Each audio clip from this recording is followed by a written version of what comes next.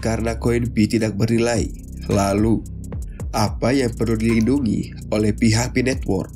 Dengan alasan apa pihak Pi Network menjamin keamanan data kamu setelah menyelesaikan KYC? Lalu, kenapa kamu dengan mudahnya melakukan KYC ke tempat yang asetnya tidak bernilai? Sebelum membahas KYC Pi Network berbahaya, kamu harus tahu dulu apa itu KYC dan manfaat KYC apa sih sebenarnya. KYC kepanjangan dari Know Your Customer atau kenali pelanggan Anda. KYC ialah persyaratan dari peraturan umum yang harus dipenuhi oleh penyedia layanan keuangan seperti fintech, sekuritas saham, dan exchanger kripto. Pemeriksaan KYC ini bertujuan untuk melawan pendanaan dan pencucian uang dari aktivitas yang dilarang. Untuk memperkuat peraturan anti pencucian uang, pengguna diwajibkan melakukan KYC sehingga menjadi syarat keamanan yang penting, khususnya bagi mata uang kripto. Manfaat melakukan KYC. Yang pertama, pemberi pinjaman dapat menilai resiko mereka lebih mudah dengan menetapkan identitas pelanggan serta riwayat keuangannya. Proses ini menghasilkan peminjaman dana dan pengelolaan resiko yang lebih bertanggung jawab. Yang kedua, KYC melawan pencurian identitas dan jenis penipuan keuangan lainnya. Yang ketiga, KYC mengurangi risiko terjadinya pencucian uang sejak awal sebagai tindakan proaktif. Yang keempat, KYC meningkatkan kepercayaan, keamanan, dan akuntabilitas penyedia layanan keuangan. Reputasi ini memiliki dampak tidak langsung kepada industri keuangan secara keseluruhan dan dapat mendorong investasi. Sebelum kita lanjut, kamu harus tahu kalau di dunia kripto yang mewajibkan KYC itu cuma centralized exchange, bukan decentralized exchange. Centralized exchange itu contohnya toko kripto, Inodax, Binance, dan Pintu. Sedangkan decentralized exchange contohnya SafePol, Trust Wallet, MetaMask, Trezor, Atomic, atau lebih dikenal dengan sebutan wallet kripto atau dompet kripto. Kenapa KYC Pi Network berbahaya? Yang pertama, blockchain tidak memuat data ID dan foto penambang kripto. Kalau ada yang bilang mewajibkan KYC untuk mengakses suatu blockchain, kamu telah ditipu. Ingat, kamu telah ditipu. Kenapa kamu telah ditipu? Karena untuk mengakses suatu blockchain tidak dibutuhkan KYC. Saat menyelesaikan KYC, kamu diminta untuk memberikan ID dan foto dari KTP, SIM, atau paspor yang salah satunya kamu gunakan. Faktanya, data-data yang ada di dalam suatu blockchain isinya cuma terdapat nomor transaksi, tanggal transaksi, jumlah transaksi, alamat transaksi, hash sebelumnya, dan bukan terdapat ID dan foto kamu yang merupakan syarat KYC. Itulah kenapa blockchain itu bersifat desentralisasi. Siapa saja dapat mengakses blockchain, melakukan pengiriman kripto tanpa diketahui identitasnya. Lalu, di manakah KYC disimpan? KYC itu tidak disimpan di dalam blockchain, tetapi disimpan dalam cloud server yang digunakan perusahaan pihak ketiga. Contoh, Peruri. Kalau kamu melakukan KYC di toko kripto, maka data kamu akan disimpan oleh Peruri. Yang kedua, tidak memiliki penjamin keamanan data pribadi kamu. Karena kita tinggal di negara Indonesia, maka penjamin keamanan data pribadi kita ialah Peruri.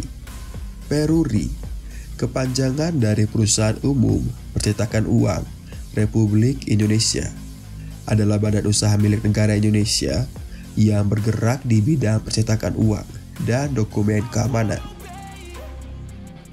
Perusahaan ini juga menyediakan jasa keamanan digital di bawah anak usaha mereka, yaitu PT Peruri Digital Security. Jadi, dalam hal urusan KYC, Peruri lah yang bertanggung jawab untuk mengamankan data pribadi kamu.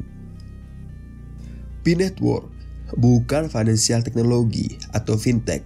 P-Network bukan centralized exchanger kripto seperti toko kripto, Indodax, dan Pintu. Perlu kamu ingat, P-Network bukan centralized exchanger kripto yang diakui dan resmi di negara Indonesia. Jadi, pada dasarnya, kamu mengirim data pribadi kamu berupa ID dan foto ke pihak yang tidak menjamin keamanan data pribadi kamu itu.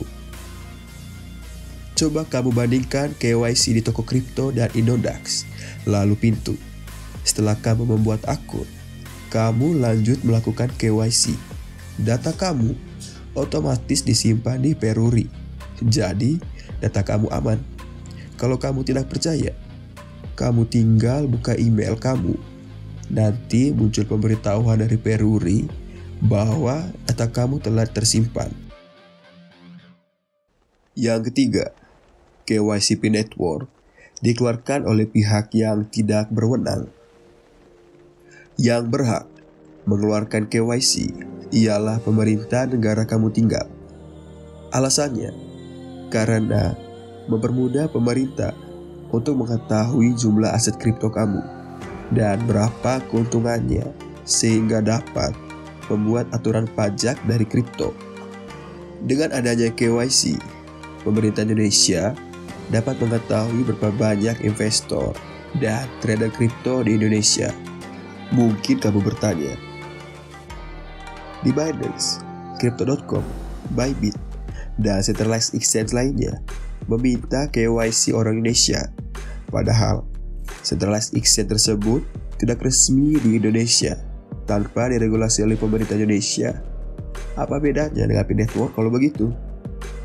Bedanya, melakukan KYC di centralized exchange tersebut bukanlah sebuah kewajiban.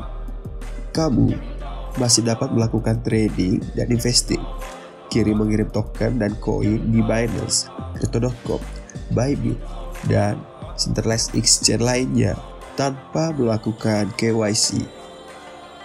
Di exchange tersebut, kamu hanya mengurus keamanan QFI, menyesuaikan nomor telepon dan email kamu.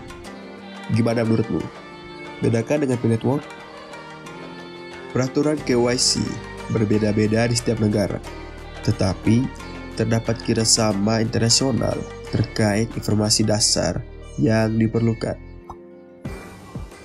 Di AS, Undang-Undang Kerahasiaan Bank dan Undang-Undang Patriot 2001 menetapkan sebagian besar proses APU dan KYC yang ada saat ini.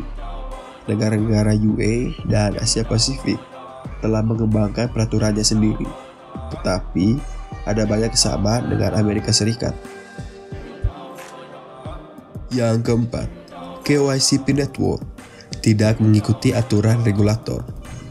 Regulator mewajibkan exchange kripto untuk melakukan KYC karena dua kondisi. Kondisi pertama, ketika centralized exchange kripto dalam negeri seperti Indodax, misalnya, mau mendaftar sebagai anggota bursa kripto atau sekuritas kripto resmi di Indonesia. Jadi, Indodax harus mengikuti aturan dari pemerintah Indonesia selaku regulator, yaitu mewajibkan KYC kepada pengguna. Jadi, pengguna yang membuat akun di Indodax melalui aplikasi web dan mobile wajib melakukan KYC.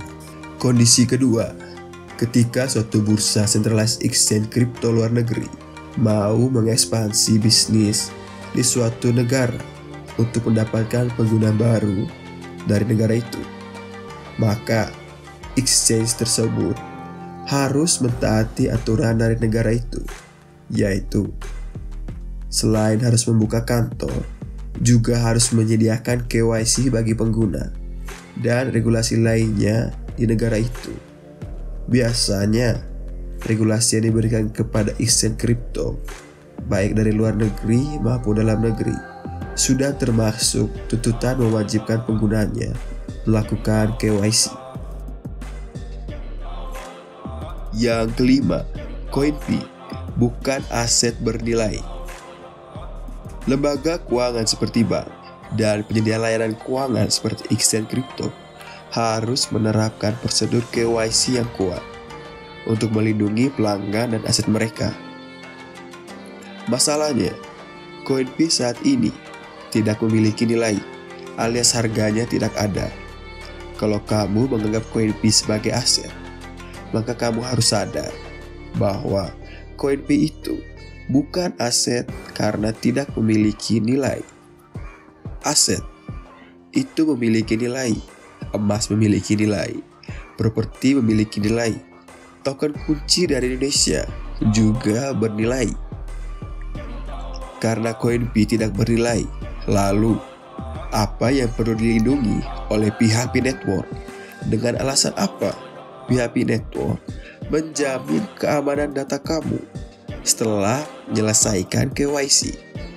Lalu, kenapa kamu dengan mudahnya melakukan KYC ke tempat yang asetnya tidak bernilai? Menurut saya, alasannya tidak masuk akal melakukan KYC ke penerbit aset yang asetnya sendiri tidak bernilai, alias tidak memiliki nilai jual beli. Kalau kamu melakukan KYC di aplikasi mobile banking, itu wajar karena kamu memiliki dan menyimpan uang tabungan kamu di bank. Kalau kamu melakukan KYC di aplikasi fintech seperti Dana, itu wajar dan aman karena di bawah pengawasan dan terdaftar resmi di OJK selaku badan pengawas produk dan layanan keuangan di Indonesia. Kalau kamu melakukan KYC di toko kripto, itu wajar karena kamu memiliki dan menyimpan aset kripto kamu yang bernilai di centralized exchange toko kripto. Ingat loh, di Indonesia, kripto dianggap sebagai komoditas, bukan produk keuangan, sehingga diawasi oleh Bapepti.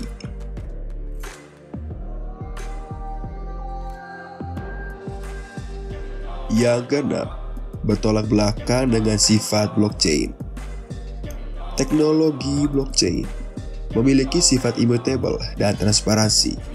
Immutable artinya data kamu tidak bisa diubah, dan transparansi artinya setiap orang bisa melihat data pada blockchain dan memvalidasi kebenaran data tersebut. Coba kamu pikirkan ini. Kalau benar, kamu diwajibkan KYC supaya mengakses dan menggunakan blockchain, maka habislah kamu yang melakukan KYC tersebut. Karena siapapun termasuk validator akan melihat bukan saja jumlah transaksi, tapi juga nomor ID dan foto kamu. Jumlah transaksi yang besar menjadikan kamu sebagai incaran dari hacker. Kamu pasti bertanya, bagaimana mungkin ID dan foto kamu ada di blockchain? Faktanya, itu memang tidak mungkin. Blockchain manapun tidak menaruh ID dan foto pengguna dalam blockchainnya. Binance Smart Chain, Ethereum Virtual Machine, dan blockchain Bitcoin tidak meminta ID dan foto kamu atau tes kehidupan kalau kamu masih manusia dan hidup. Menginput ID dan foto kamu itu sama saja berlawanan pada sifat blockchain, yaitu desentralisasi dan bebas. Sejak awal, mata uang kripto telah berfokus pada desentralisasi dan kebebasan dari pengguna mata uang kripto. Yang dilihat oleh orang di blockchain ialah jumlah transaksi, alamat dompet kamu, hash sebelumnya, tanggal transaksi, dan nomor transaksi kamu. Jumlah transaksi kamu dari mana ke mana. Itulah yang bereksekusi oleh validator, yaitu para miners atau pengembang kripto tersebut. Kesimpulan, alasan kenapa KYCP network berbahaya karena yang pertama, blockchain tidak membuat data ID dan foto penambang kripto. Yang kedua, tidak memiliki penjamin keamanan data pribadi kamu. Yang ketiga, KYCP network dikeluarkan oleh pihak yang tidak berwenang. Yang keempat, KYCP network tidak mengikuti aturan regulator. Yang kelima, CoinP bukan aset bernilai. Yang keenam, bertolak belakang dengan sifat blockchain. Sekian dan terima kasih. Stay safe.